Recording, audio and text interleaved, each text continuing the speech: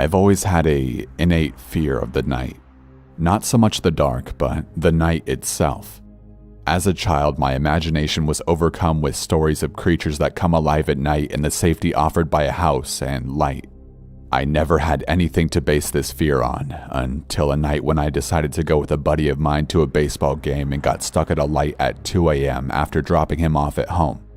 Of course, that night, the game went into extra innings, and so I didn't get a chance to drop my friend off back home until well after 1 a.m. Everything was fine on the way home until I hit a light right before the street that led to my house. It was a T-junction and I was turning left. The light is one of those that you think is broken until it finally turns green right when you finally decide to just run it. So, of course, I pulled up right as the light turned red.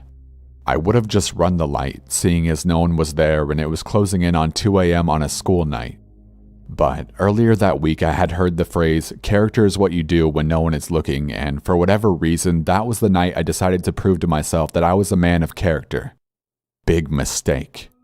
I pulled to a stop at the light, feeling good about myself, bordering on self-righteous, when I happened to look out of my window to my left and noticed a lady sitting all alone on a bus bench. We made brief eye contact and I quickly looked away.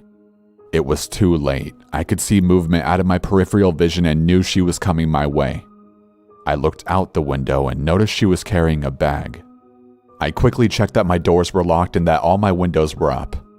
I then moved my right foot above the accelerator just in case and braced myself for what was to come.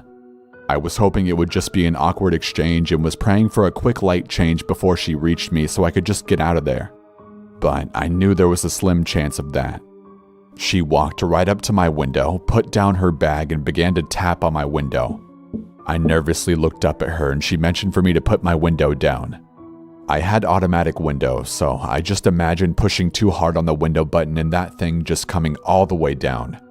So I took a deep breath and lightly flicked it with my finger. The window moved microscopically down, but she didn't seem to notice or care. She then leaned in and began to talk. She said, "My boyfriend beat me up. I have a friend who lives down the street. Can you give me a ride?"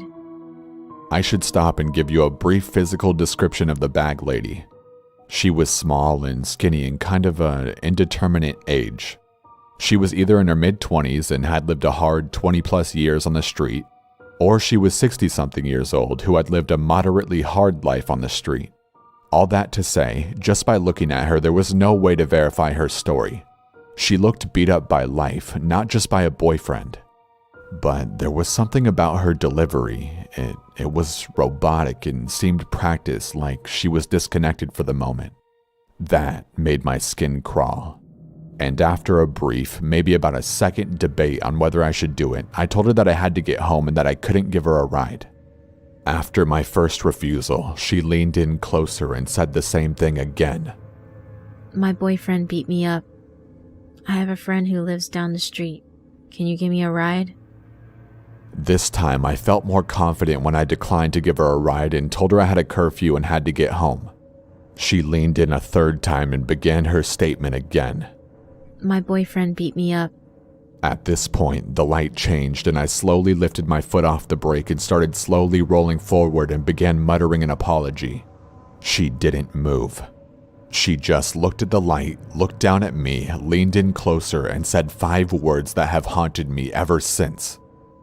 "You made the right decision." Then she picked up her bag and walked back towards the bench.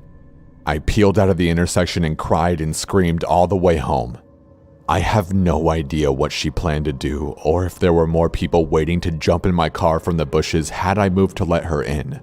But that encounter has haunted me ever since, and has confirmed in my mind that nothing good happens after dark.